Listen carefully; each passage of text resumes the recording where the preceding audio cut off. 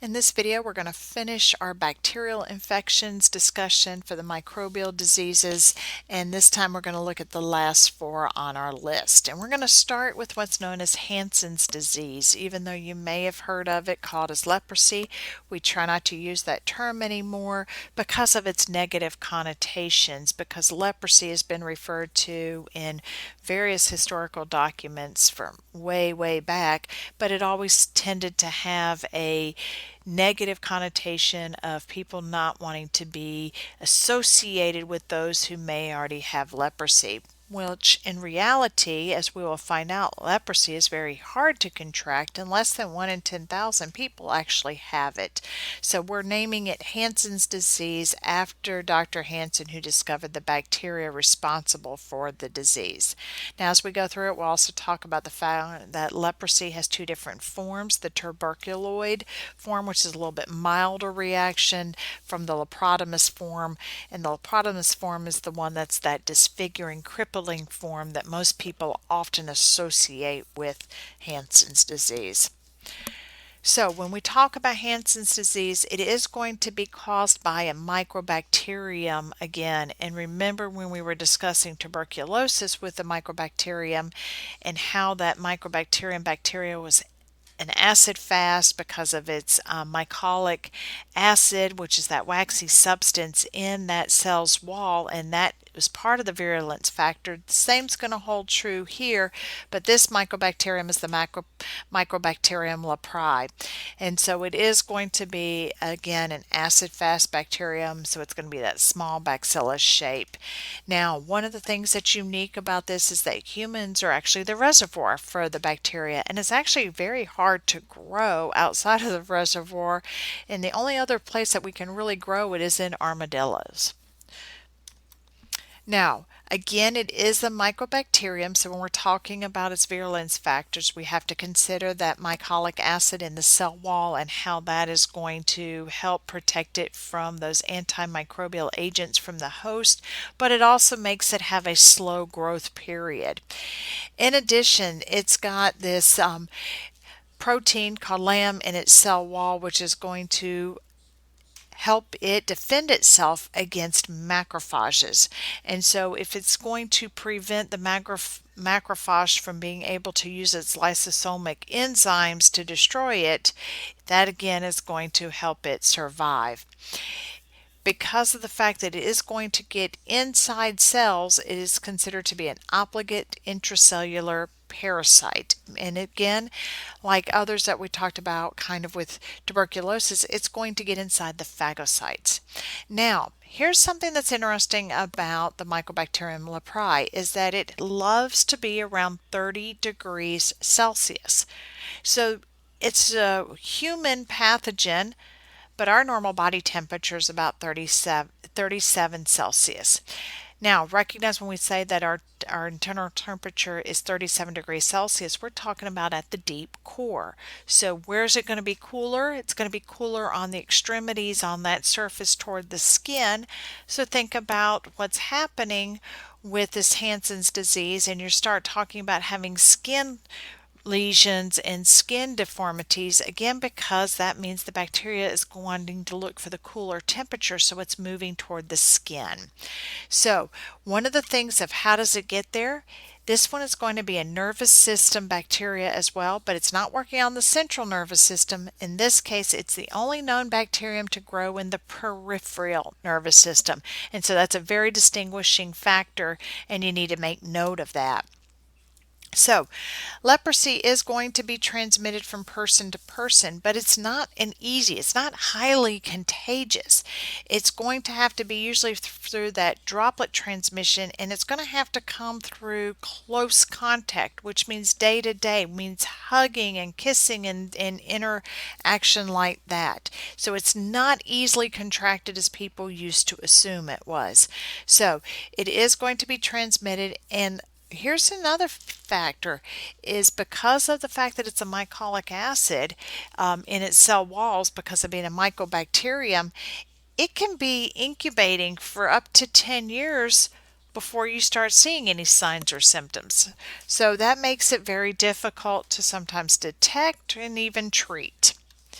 So again, as we were talking about, there's two different forms. So in the tuberculoid form, it's a much more milder case, but it does leave these reddish patches of discoloration on the skin. Whereas the laprotomus form, this is the one that people often think about. It's the one that's referred to in a lot of historical documents because it leads to disfiguring and paralysis because of these large nodules and stuff that can form on the skin and that mucous membrane. Okay, moving on, we're going to talk in general again a little bit about a disease known as endocarditis. Now, endocarditis means that it's an inflammation of the endocardium of the heart. Now, this one is here because it's a common state that you see in a healthcare setting.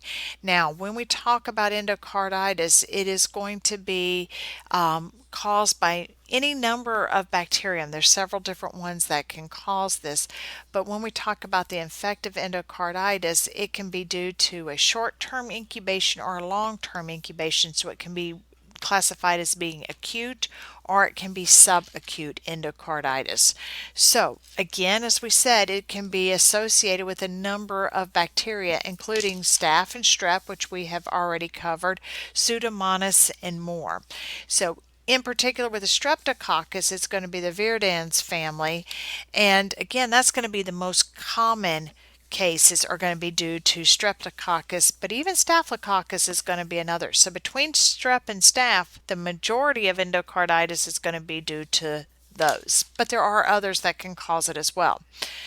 So what happens in endocarditis? Endocarditis is going to be due to the fact that the bacterium are going to accumulate around and on the valves of the heart, and that's going to then overwhelm the heart structure, and so those valves are going to quit operating functionally.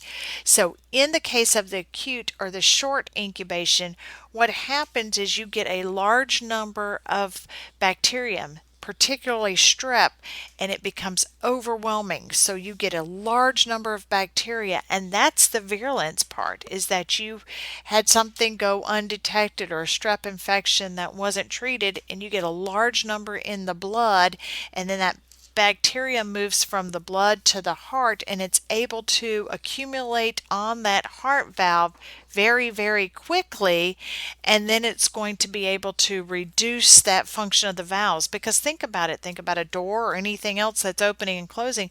If you put a lot of substance or material on one side of it and it's not able to function properly, same thing is going to happen here with the heart valves.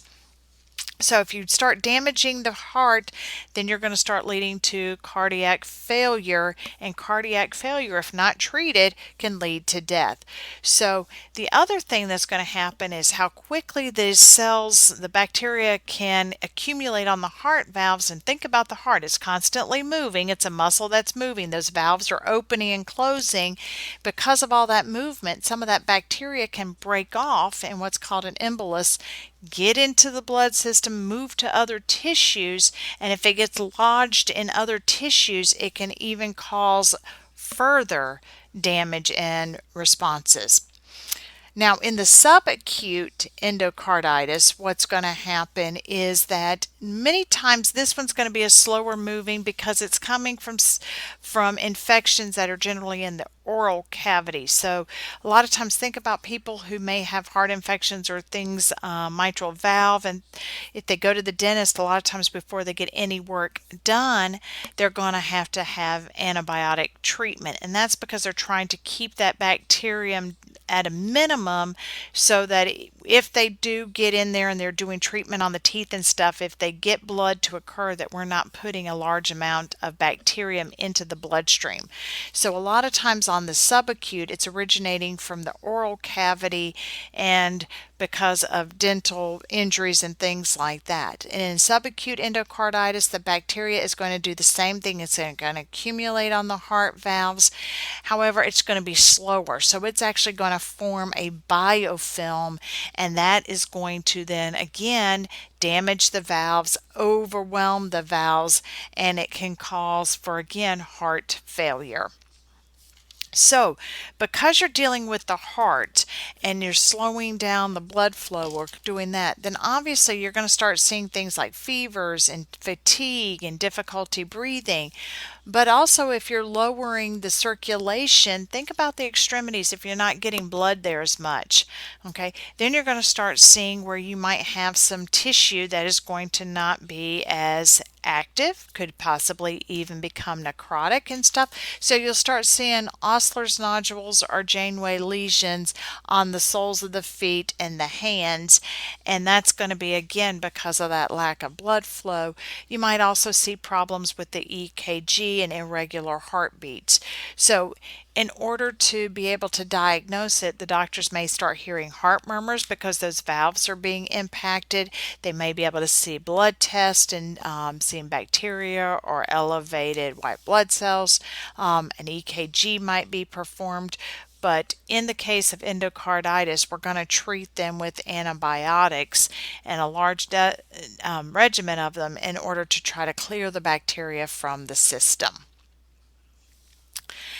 Now let's talk about one that is going to be a little bit different, and this is Lyme disease. Now, when we talk about Lyme disease, this is going to be one that is unique because of the fact it's using a biological vector to help transmit the disease. And in this case, the vector is that deer tick.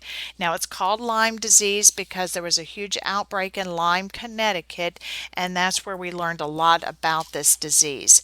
So, since 2012, Lyme disease has now been classified by the CDC as being the most common vector-borne disease out there for us in the United States.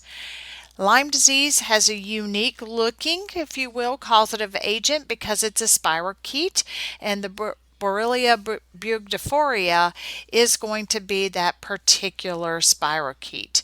So, it's got a lot of different components to it, but part of the fact that it is so virulent and so unique, one is in that vector that we're going to talk about and how does that deer tick help to transmit it, but also the spirochete has different metabolic properties than a lot of the other type of bacteria that we've talked about. In particular, it doesn't need to have a lot of free iron, so it's going to allow this spirochete, which is also a motobacteria, to survive in bodily tissues and fluids more so than other bacterium, and the fact that it can move around.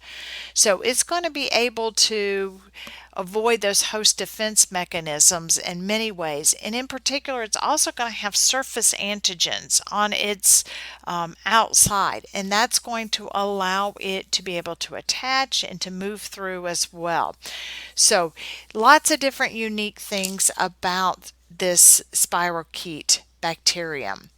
Now, as we discussed in the case of Lyme disease, you can't just get the bacterium on its own. It requires that biological vector or the deer tick in order to transmit it.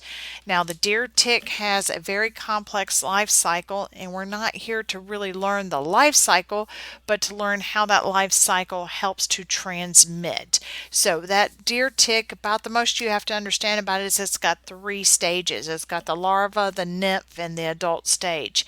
And even though it is that kind of that nymph and adult stage that are going to be the main passages, almost at any stage that tick is going to be able to feed on host. Now it prefers mice and deer, so those rodents and deer, but at any point in time the human can serve as a host, and that's when we're out there. And generally speaking, a lot of times it's going to be in that spring and that summer, but because it can feed on a human host, it's going to be between those nymph and adult phases when it's eating and feeding on a human, if you will, that it's going to infect us with that bacterium, and then that bacterium is then going to be able to get into the body and infectious and start to cause damage.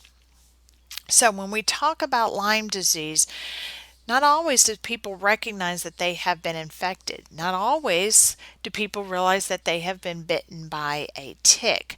So sometimes it takes the fact that they start getting unexplained headaches or fevers. They start getting muscle stiffnesses, dizziness, and things. And those may lead to a doctor to perform some tests to determine what may be going on and seeing if we can detect the spirochete. If you happen to see that bullseye rash, that is a tall tale sign, then that tends to give people a better clue that yes, it is Lyme disease. So, because of the spirochete itself, trying to get that treatment of antibiotics, and especially doxycycline, which is a very potent one, early on is going to be essential. And if not, then people can have lasting effects from it. So again, we're going to have to look for, can you get an isolation of the spirochete from the patient? And should anybody find that they have been bitten by a tick, the best thing that they say to do is to, when you remove the tick, is to put it in a plastic bag and save it, date it, and then if you start having some unexplained symptoms, they can test the tick as well to see if it has that spirochete infection itself, and then that will help them know how to treat as well. So now let's talk a little bit, swapping gears, and let's talk about a respiratory infection which is known as pertussis, but a lot of times you'll hear it referred to as whooping cough, and that's because of the fact that whooping cough is going to be able to, the whoop sound that's coming.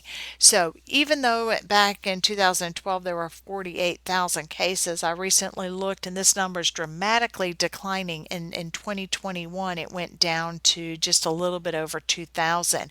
And why that is because of the fact that we have in the DTaP that P is going to be for the pertussis vaccine, and the vaccine is really helping to bring whooping cough under control. So, what is the causative agent of pertussis? Pertussis is caused by Bordetella pertussis, which is a bacterium. It's a gram-negative bacterium.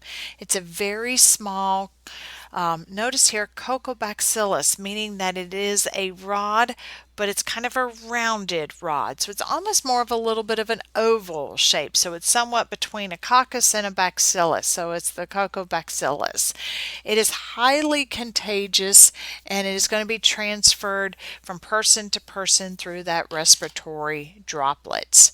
So what happens in the case of pertussis is that pertussis bacterium produce a toxin, and that toxin is going to cause, well, several toxins. It's going to have a pertussin toxin, it's going to have a cytotoxins, and it's going to have endotoxins, all which are going to help to do tissue damage, and it's going to then cause, especially because it's in the respiratory system, it's going to cause that whooping. So what happens is through those respiratory droplets, you're going to breathe in the pertussis bacteria. It's going to use this adhesion molecule known as the hemagglutinin, and it's going to then adhere to that respiratory surface, which remember is going to be ciliated.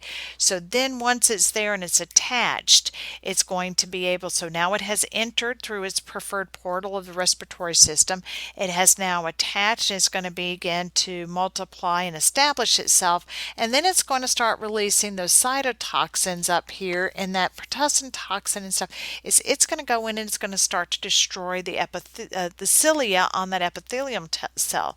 Now think about the respiratory system and that ciliated epithelium. Why is the cilia? Because it's got the mucus, so it's helping to move that mucus along, but it's also helping to trap dust and other particles. So as you start to destroy that ciliated mucus membrane, then that's going to start to irritate, and it's going to allow for more irritants to get into that respiratory system, and that's going to then lead to some of that coughing that you hear. Not only that, the pertussin Bacterium is also going to have, because it's a gram negative, it's also going to have LPS in there. And so that's that endotoxin. And it's going to have that pertussin toxin that is going to allow the production of a regulator for protein synthesis and shut it down. So, and all things with this pertussis is it's going to really impact your respiratory tract, and it's going to do a lot of damage there. And so as a result of all of that, it's going to lead to spasm type coughs, which are a whoop sound. So that's where it comes up with the term of whooping cough. So again, it's going to have a long period before sometimes you may even notice it's a 7 to 10 day incubation period. So when you breathe in and establish, it's about 7 to 10 days before those toxins start getting released and having major impact. And then after you get through that incubation phase, then you get into the first phase of the infection, and then that's where you're going to start seeing fever, malaise, things, that initial coughing. And then the second stage is that toxic stage where you start getting that really deep cough that you're not able to get rid of, and that's that gasping, whooping cough. So, how do we treat it?